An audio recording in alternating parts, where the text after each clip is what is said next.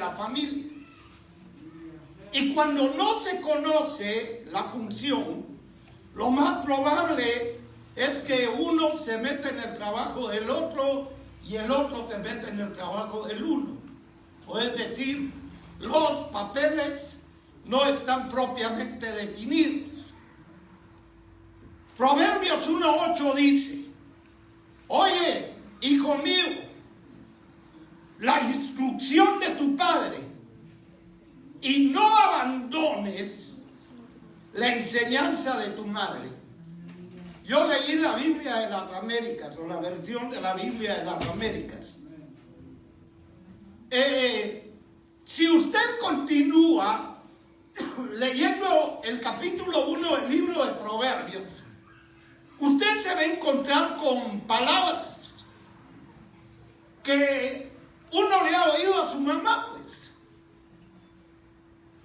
Porque ahí comienza a desglosar el comportamiento de las personas malas.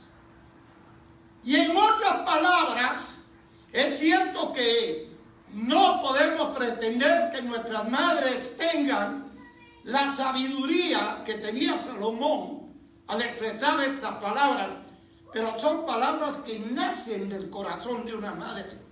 Por ejemplo, le voy a decir algo y usted me dice si se identifica con estas palabras. ¿Alguna vez alguien dijo: hijo, no me gusta que se junte con ese niño? Usted identifica esas palabras. Esas no las dice el papá, las dice la mamá. Porque la mamá es la que está. Y eso es lo que usted mira en Proverbios, capítulo 1. No te juntes con los malos. No te juntes con los que derraman sangre inocente. Ellos van a pagar al final de su vida. Le estoy parafraseando lo que dice. La enseñanza de una madre. ¿Qué es lo que significa específicamente el texto que yo leí hoy?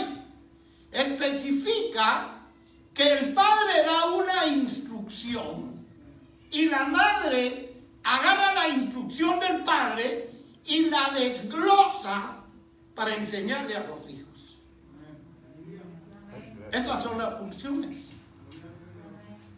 A veces uno dice: ¿por qué la mamá le está pidiendo al papá que le enseñe a sus hijos cuando la maestra enseña? Porque esa es la función, ¿sí? Y pero el padre tiene que dar una instrucción clara. Y cuando dice otra vez: hijo, cuando tu papá te instruya, escúchalo. Pero cuando tu mamá te enseñe, que las enseñanzas que tu mamá te da permanezcan contigo toda la vida. Que no te olvides, que no abandones lo que tu mamá te enseña. Fíjense que yo he oído mucha gente decir: mi mamá decía. Fíjense que a veces las abuelitas son tan sabias que continúan por generaciones sus dichos. Ah, eso lo decía mi abuelita. Cuando mi abuelita vivía, mi abuelita decía eso y eso. Mi abuelita nos enseñó, mi mamá nos enseñó. Porque ese es el trabajo. Aleluya. Esa es la función. Y como yo le decía, yo quiero meditar rápidamente en dos madres que le pusieron fundamentos tan grandes a sus hijos, que estos hijos, sobre todos los hijos que hay en la Escritura, o sobre todas las personas que hay en la Escritura, destacan de una manera brillante. La primera mujer que yo le voy a mencionar es Jocabed. No muchos saben quién es Jocabed. Es la mamá de Moisés. Algunos sí saben, de hecho, pero muchas personas. Se menciona mucho a la mamá de Moisés, Pero el capítulo 6 y el capítulo 26 de Éxodo describen cuál es su nombre, Jocabed. Y probablemente uno no ve mucho los detalles de la formación de la vida de Moisés, pero es indudable que la mano de Jocabed estuvo con él, aunque no mucho tiempo. Y esto es lo que más me impresiona a mí, porque ustedes conocen la historia. Cuando nace Moisés, en ese tiempo el pueblo de Israel se está aumentando tremendamente, y el faraón dijo a las parteras: cuando nazcan los hijos de los hebreos, miren, si es hombre le quitan la vida y si es mujer déjenla vivir. Las parteras tuvieron temor y seguía la multiplicación. Y entonces Faraón las mandó a llamar y les dice: ¿por qué no los mataron? Y ellas dijeron: es que las hebreas son robustas y antes que lleguemos nosotros las parteras, ellas ya dieron a luz. Entonces Faraón, con su diabólica mente, dijo: pues agarren a los hijos, tírenlos al agua y que se mueran en el río. Lo que hizo Jocabed y su esposo Amram fue que hicieron una canastita, una arquilla, y la calafatearon, le pusieron brea. Y con toda la esperanza y a ciegas de lo que podía pasar, depositaron la arquilla en el río Nilo. Mientras el niño estaba llorando, una empleada de la hija del faraón oyó, fue a ver y se encontró al niño y era hermoso. Por ahí estaba María viendo qué era lo que pasaba, la hermana de Moisés, y cuando vio que Moisés se halló gracia en los ojos de la hija del faraón, corrió con ella y le dijo: yo tengo una nodriza entre los hebreos, te la voy a traer para que te cuide al niño. La nodriza era la mamá, era Jocabed, porque ella dijo: ve, llámala. Y aquella salió corriendo, Jocabed vino, y fíjense usted que Jocabed tuvo la bendición de enseñar a su hijo. No hubo mejor cosa, ni mejor enseñanza. Uno quisiera meterse entre la Biblia, hermano, e ir a ver qué fue lo que Jocabed le enseñaba a su hijo. Pero parece que no hace falta. Porque cuando uno mira a Moisés, uno dice: wow, le enseñó bien. Porque yo tengo la certeza de que Moisés nunca abandonó las enseñanzas de su mamá. ¿Cuánto tiempo estuvo Jocabed con Moisés?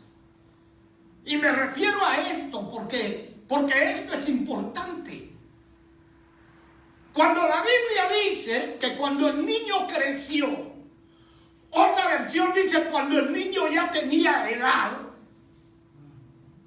entonces vino la nodriza Jocabed, la verdadera madre, y se lo entregó a la hija de Faraón para que ella lo ahijara y se volviera la mamá. ¿Cuánto tiempo estuvo Moisés con Jocabed? ¿Y cuánto tiempo estuvo Moisés en Egipto? Años versus años. Algunos estudiosos creen que cuando Jocabed entregó a su hijo Moisés tenía 4 años. ¿Qué se le puede enseñar a un niño hasta los 4 años? A leer. Dijo: esta es la A, esta es la E. ¿De qué color es el patito? Pero parece que Jocabed usó sus años bien para enseñarle principios Y yo quiero destacar que Jocabed era de la tribu de Leví, quiere decir, es de la tribu sacerdotal. La tribu sacerdotal es la tribu que está más cerca del servicio a Dios. Y eso significa que ellos conocen. Nosotros tenemos una ventaja. Y es que nosotros pertenecemos a la tribu sacerdotal. Y si bien es cierto que no todas las mamás ni nosotros los papás conocimos al Señor muy jóvenes. Bueno, yo tuve la fortuna de conocerlo a los 21 años. Pero antes de los 21 años yo caminaba como caminaban todos los jóvenes. Y mi esposa por consiguiente, igual. Afortunadamente mis hijos nacieron cuando yo ya era cristiano. No todos han tenido esta dicha, pero no se necesita eso. Se necesita tiempo. Número 1 y número 2, se necesita confiar en el Espíritu Santo. Porque lo que nosotros ya no podemos hacer, el Espíritu Santo lo hace igual como lo hizo con nosotros. Hay gente, yo he oído de gente que tiene 50, 60 años cuando aceptan al Señor y dice: oh, yo conocí al Señor hasta los 60 años. Sí, el Espíritu Santo supo cuándo alcanzarte y el Espíritu Santo te tiene ahora y el Espíritu Santo te enseña ahora. Quiere decir que nadie puede decir: oh, qué lástima, que no. Dios sabe cuándo nos trae a sus pies. ¿Cuántos dicen amén? Ahora, otros dicen que Moisés tenía 6 años. Aún así, 6 años. Porque si tenía 4, pasó 36 años instruyéndose en toda la sabiduría de los egipcios. Y si tenía 6, pasó 34. Porque la primera generación, los primeros 40 años de su vida, Moisés los pasó en Egipto. Después de esos 40 salió al desierto por otros 40. Después regresó y volvió a salir por otros 40 años para guiar al pueblo de Israel a llegar a la tierra de Egipto. Cuando Esteban, en el libro de los Hechos, habla con respecto a Moisés, dice: Moisés era instruido en toda la sabiduría de Egipto. Aleluya. Fíjese usted, 34 años estudiando sobre los egipcios. Los egipcios eran politeístas, tenían varios dioses. Los egipcios en ese tiempo era la nación más fuerte que había, muy instruida, con un ejército muy grande. ¿Qué es lo que puede aprender Moisés? ¿Tiene que estudiar religión? Probablemente. ¿Tiene que estudiar los principios de Egipto? ¿Tiene que estudiar toda la historia? ¿Tiene que estudiar todo lo que tiene que ver con los egipcios? Pero él oyó a su mamá cuando su mamá le dijo que él era hebreo. Y por eso fue, hermano, que cuando Moisés vio a un hebreo, y le voy a decir una cosa,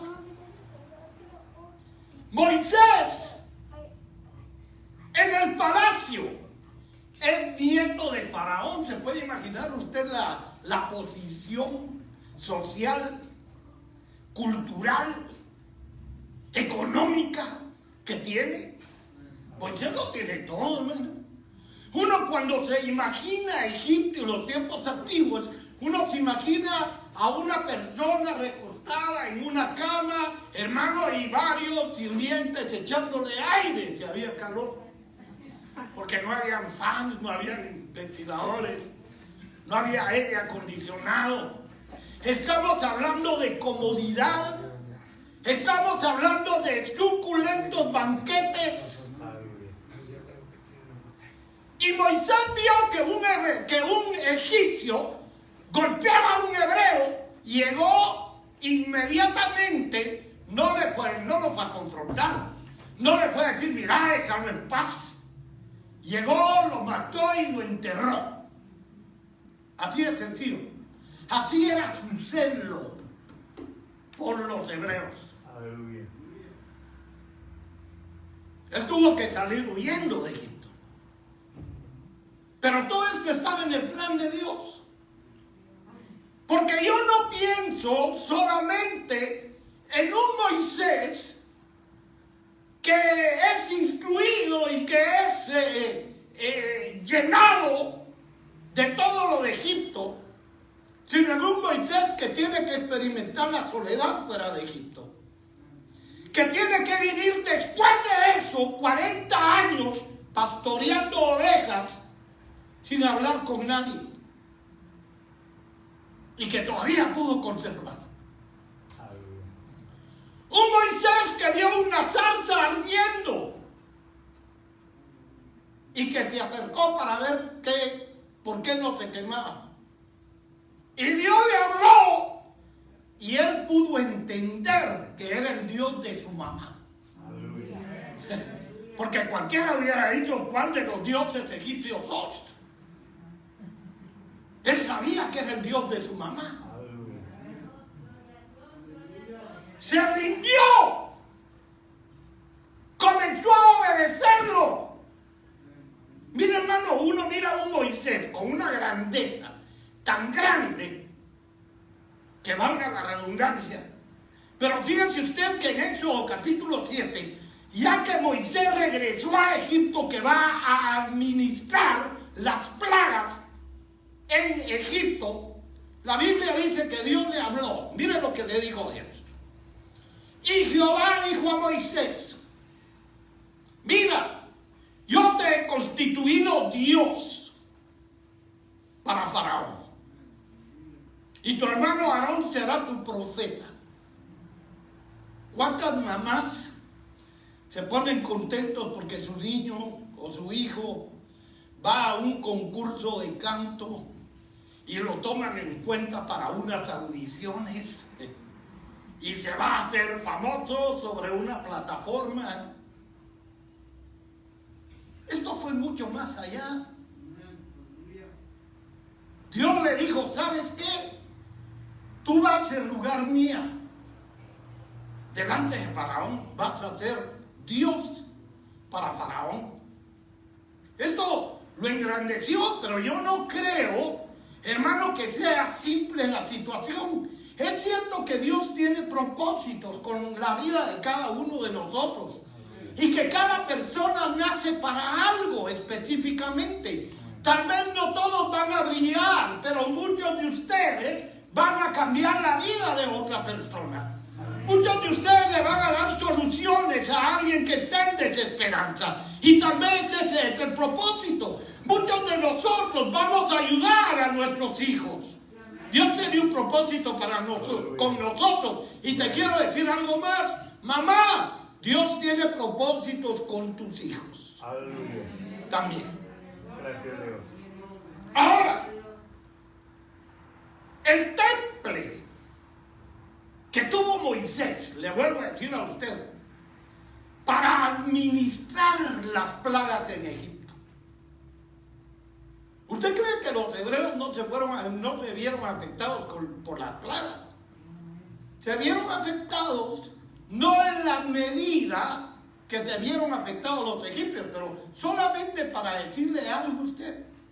La plaga de las ranas, ¿usted cree que no habían ranas en la casa de los egipcios, de los hebreos? Que no habían moscas. Había oscuridad afuera, pero dice que adentro de las casas de los hebreos había luz. Quiere decir, fueron afectados. El temple para Moisés, no decir, bueno, yo creo que ya nos está llegando al cuello la situación, ahorita voy a proclamar para que se acabe. Moisés nunca le dijo, Señor, por favor que se acabe esto. Moisés oyó de Dios cuando Faraón mandaba decir, por favor dile a Dios que quite esto. Y por la boca de Moisés se iban las plagas. Y por la boca de Moisés venían las plagas. Mira, hermano, yo pienso que cuando la mamá de Moisés, yo creo que yo vine el año pasado, sí. Yo les hablé un poquito de la arquía de juncos y yo les decía que fue llevada o echado en el río Nilo, y Nilo significa oscuridad. Eso que se hizo en el principio fue un acto profético para todas las oscuridades que Moisés tenía que pasar y las podía pasar a salvo. Para el momento en el que Moisés tenía que pasar por el Mar Rojo en seco con todo Israel y pasarlo en seco. ¿Qué decir de un Moisés que fue respaldado por todo el desierto, por milagros tan maravillosos como quitarle la amargura a Mara, al río de Mara, o al estanque o lago de Mara? Le quitó la amargura. Que golpeó una roca y vino agua. Que le clamó a Dios y vinieron codornices. Respaldado por milagros tremendos. Pero yo voy un poquito más allá. Un Moisés que subió al monte Sinaí y que regresó con las tablas de la ley para ser el precursor de un pacto. Trayendo leyes que habrían de regir a una nación. ¿Y qué más le digo a usted, hermano? Volvió a subir al monte y descendió transfigurado del monte, brillando de tal manera que se tuvo que poner algo en el rostro porque brillaba. Sí, Señor. Transfigurado. Mire, la grandeza de Moisés va más allá que los 5 libros del Pentateuco. La grandeza de Moisés se mira en el Nuevo Testamento, porque cuando Jesús sube al monte con Pedro, Jacobo y Juan, la Biblia dice que Jesús fue transfigurado en el monte y aparecieron juntamente con él Moisés y Elías. Y Moisés y Elías también estaban transfigurados. ¡Qué trabajo! El de Jocabed. Las pequeñas cosas, el pequeño tiempo. Te voy a decir esto, tus hijos no son demasiado pequeños para saber de Dios. Aunque tus hijos sean pequeños, yo he visto madres que traen a sus bebés y gente les dice, no lo lleves, estás muy chiquito, déjaselo a la abuelita, déjaselo a una niñera, ándate a la iglesia y deja a tu bebé porque ¿a qué va a ir? Las bocinas le van a hacer mal. Los hijos absorben, los hijos son ministrados. Yo bendigo a las madres que le dan y que le han dado tiempo a sus hijos para que sus hijos sean lo que hasta el día de hoy son. Estoy seguro, tú también tuviste una gran mamá y hemos llegado hasta lo que somos gracias a las enseñanzas de nuestra madre. Aleluya. Le voy a volver a decir esto, porque yo sé que hay mamás que se pueden sentir frustradas delante de tan grande ejemplo de decir, wow, soy un fracaso porque mis hijos no son lo que fue Moisés. No depende solo de las mamás. Por eso el consejo para los hijos es: no abandonen las enseñanzas de su mamá. Si un hijo abandona las enseñanzas de su mamá, corre el peligro de las advertencias que su mamá les hizo. Mi hija, si se vuelve novia de ese muchacho, esto y esto y esto le puede pasar. Si la hija obedece las enseñanzas de su mamá, se va a librar. Pero hay hijas que tienen que regresar con el ojo morado, diciendo: mami. Y hay mamás que no le dicen: te lo dije, pero ellas saben adentro que se los habían dicho. Amén. Amén. Otra mamá, una muchacha cualquiera, o como cualquier chica, con una vida repleta de sueños, hasta que le cambió la vida. Esa muchacha la conocen todos. Hay muchas controversias con respecto a su vida, a ella, porque esta chica se llamaba María. Cuando la Biblia habla de María, en el capítulo 1 del libro de Lucas, le cambió la vida. ¿Por qué? Porque ella era una chica comprometida. Para muchas mujeres, yo podría decir para la gran mayoría de mujeres, el matrimonio es tal vez el evento más portentoso. Cuando ya tienen un hijo, pues ya saben que es mejor la nacida del hijo, ¿eh?, que el matrimonio. Pero cuando se es joven, tal vez no se sueña tanto en tener hijos como en el día de tu boda. El día de la boda. Piensan en caminar hacia el altar vestidas de blanco, demostrando pureza, con toda su familia alrededor, con toda la gente que aman cerca, sus amistades. ¡Qué sueños! Pero a María le frustraron los sueños. ¿Quién se los frustró? Dios. Amén. Sí, Señor. Le cambió el sueño, le cambió la vida. Le vino a interrumpir el camino que ella llevaba. Y cuando la Biblia habla, dice que el ángel fue enviado a una virgen desposada con un varón que se llamaba José. Y si usted estaba comprometida.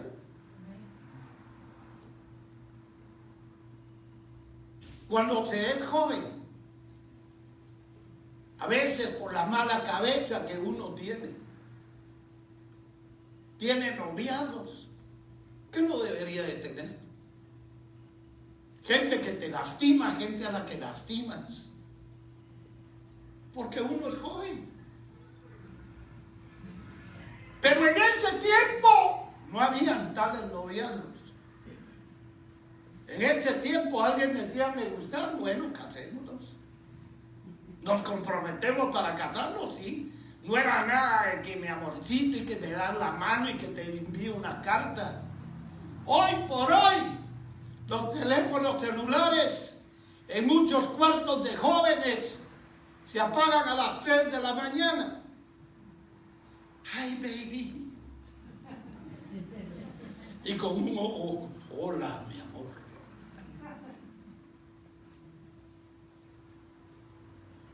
Y hay muchos rompimientos de noviazgos. Pero los rompimientos más difíciles que hay es cuando el noviazgo ya tienen una fecha para casarse. Invitaciones, qué sé yo. Ella está comprometida con José. Y de repente viene el ángel, así porque sí. Y le viene a decir: bienaventurada. Mira, hermano, todo este proceso tiene algunas menciones de cosas que tuvo que pasar María.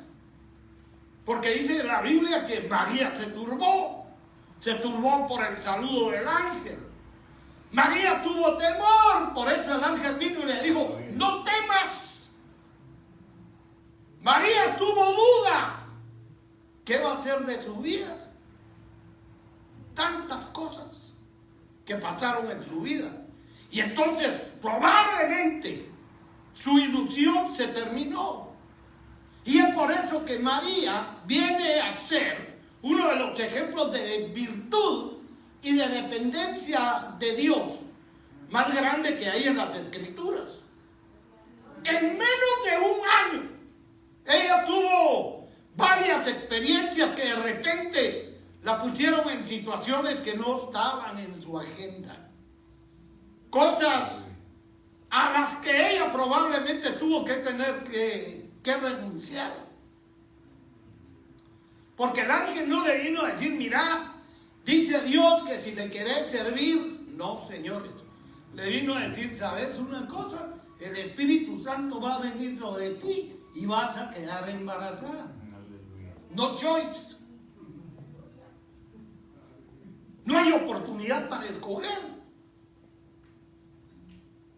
Y entonces, ella no sé si lo pensó, pero si acaso lo pensó, porque ella era un ser humano. Por eso le digo, ella es motivo de muchas controversias, porque hay gente que la divinifica, la hacen divina. Y ella era una chica, escogida por Dios, tal vez la más bienaventurada de las que han pisado la tierra. ¿Por qué? Porque ella fue la mamá de Jesús, de nuestro amado Salvador. Entonces, si pensó, hay que terminar con Josecito. José, ay José, cuánto te amo, pero I'm sorry. Tiene que renunciar a reuniones con sus amigos, qué sé yo, con la familia, a amistades, porque resulta ser que si José no regresa, si Dios no le habla a José, porque José ya se había ido, hermano, y el Señor le tuvo que hablar y le dijo, mira, Josecito, yo soy el papá, así que comba. Pero si José no regresa, a María la tienen que matar porque ella todavía vive bajo la ley. La hubieran tenido que apedrear por pecadora, por estar embarazada sin estar casada. Y quedó embarazada siendo virgen, fíjense usted. Qué aspecto tan tremendo, ¿verdad? Todo esto tiene un proceso, porque el ángel le dice, vas a concebir y vas a dar a luz. El trato que tuvieron los pastores después de que nació Jesús, los reyes magos que dice la gente a usted, los pastores llevaron incienso, mirra y oro y fueron a adorar y fueron a decir. ¿Y sabe qué me gusta a mí, hermano? Que la Biblia dice, pero María guardaba todas estas cosas, meditándolas en su corazón. En otras palabras, todos los sucesos que hubieron en ese tiempo, y usted mira a María calladita, ahí está calladita. En otra versión dice, la Biblia de las Américas dice, pero María atesoraba todas estas cosas, reflexionando sobre ellas en su corazón.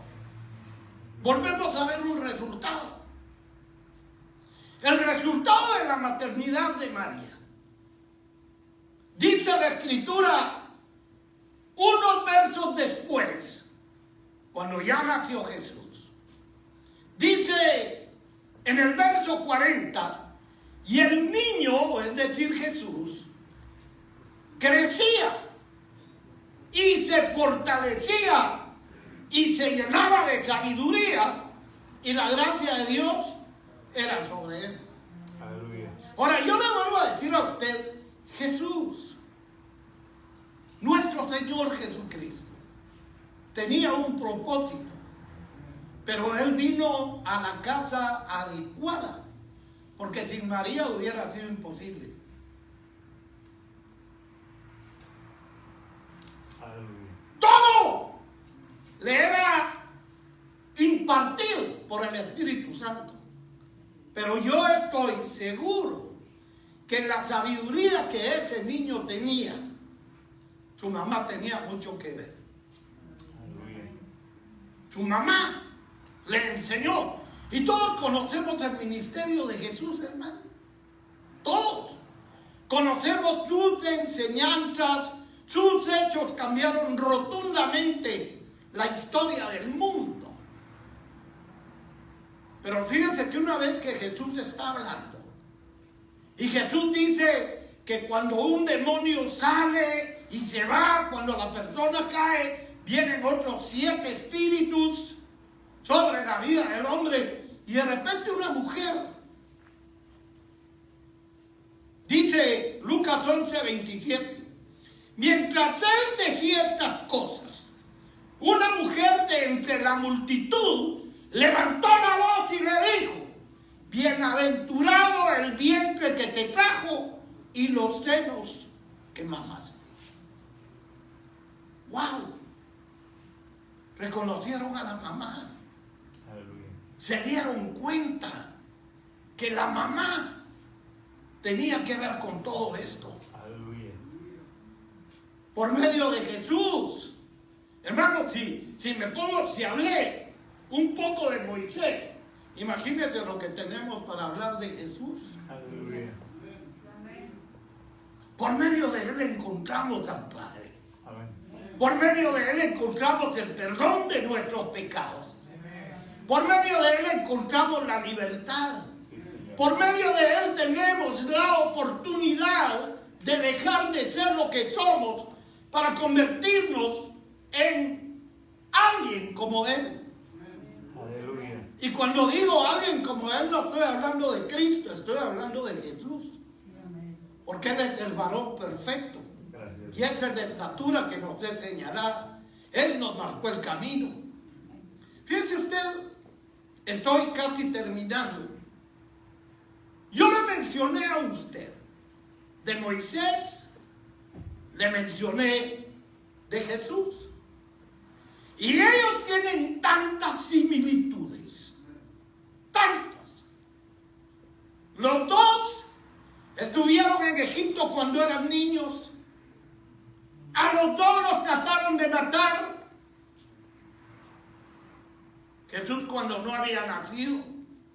Herodes Aleluya. quería matar a todos los niños como Faraón. Quería matar también a todos los niños de Egipto. Los dos fueron legisladores.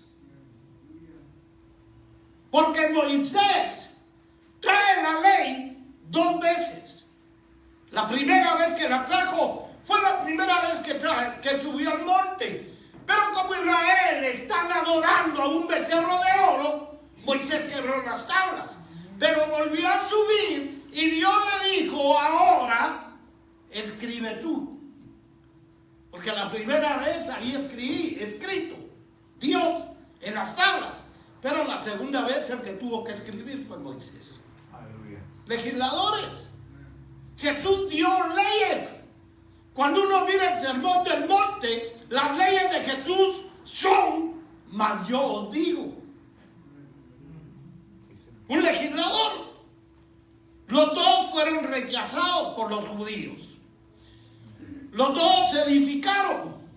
Uno edificó el tabernáculo y Jesús edifica la iglesia. Aleluya. Los dos son mediadores de pactos. Moisés es mediador del pacto antiguo Y Jesús es el mediador del nuevo pacto. Gracias, Dios. Las madres enseñan. Y yo bendigo a todas las madres. Porque yo te vuelvo a decir, aunque tú no estés viendo el fruto, el resultado de tus enseñanzas está sembrado en el corazón de tus hijos. Aleluya. Y yo te digo una cosa, madre. No eres un fracaso. No lo eres. Porque tú enseñaste lo correcto. Y vamos a declarar en el nombre de Jesús que todas las palabras que tú le hablaste a tus hijos están en sus corazones. Y declaramos en el nombre de Jesús que van a venir a ser efecto en los corazones de ellos. No te desesperes. Aleluya. Porque el trabajo es de Dios. Amén. Y porque Dios tiene un plan con tus hijos. Gracias, Dios. Un plan maravilloso para hacerlos pasar por esta tierra Gracias, y Dios. hacerlos pasar habiendo cumplido el propósito que Dios les dio. Aleluya. Eres grande, mamá. Tus palabras Gracias. son las mejores palabras que un ser humano puede recibir después de recibir las palabras de Cristo. Gracias, Dios. Amén. Te adoramos, Dios. Póngase de pie, por favor. ¿Sabe que yo estaba pensando en esto? Y es que a mí me gustaría orar por las mamás, todas las que son mamás. Yo les voy a pedir que vengan. Aleluya. Yo no sé cuál es tu posición, mamá, cuál es tu condición, cuáles son tus esperanzas, cuáles son tus sueños. Pero lo que yo sí sé decirte es que Dios te escogió. Amén. Sí, Señor. Y te escogió para tus hijos, Gracias, Dios. como madre, en el papel de madre. Como esposa te escogió para tu esposo, Aleluya. en el papel de esposa. Gracias, Dios. Pero yo quisiera pedirle a todas las mamás que salgan de su lugar, Aleluya. que vengan aquí, que oremos juntos.